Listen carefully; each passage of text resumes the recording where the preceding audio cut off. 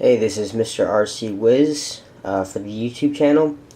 I'm here today to talk to you about a plane that I took different parts from different planes that have crashed and are no longer in use, and I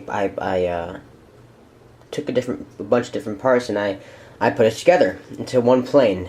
It's a two-channel plane. It has a rudder servo, runs under the wing right there, and a motor. The rudder servo is quite. This plane design is very old. It has a circuit board. It has the ESC is installed in there. Those are both servos for the original plane, which was the Mini Supercub.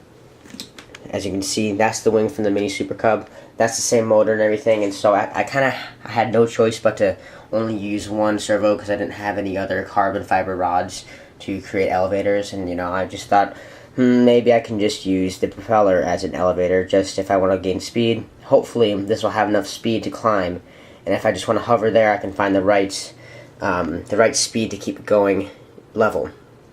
So as I said, Supercub wing, or Mini Supercub wing, Mini Supercub engine, Mini Supercub circuit board.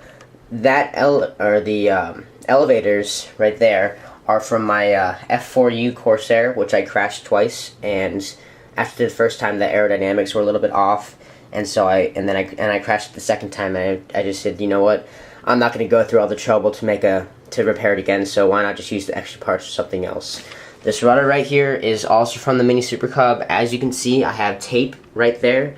That is, I attached some styrofoam to the rudder just to have more surface area, because the actual rudder itself doesn't move very well because this servo is kind of crappy. So I attached more styrofoam to make more surface area to have more dramatic turns. There's some little wooden balsa wood for support. Propeller, as you can see, there's really nothing under the plane. I made some little tape struts right there. No landing gear. Just a very simple plane. I haven't tested it out yet. I plan to test it out tonight when it's a lot less windy. Right now it's very windy. So hopefully everything goes well. The battery plugs in right there. I'll tape down the battery once I plug it in. As you can see, everything else uses tape. The servo was a little bendy, so I attached some string, and the string keeps the servo from bending out, and it's more of a dramatic result when you turn the rudder.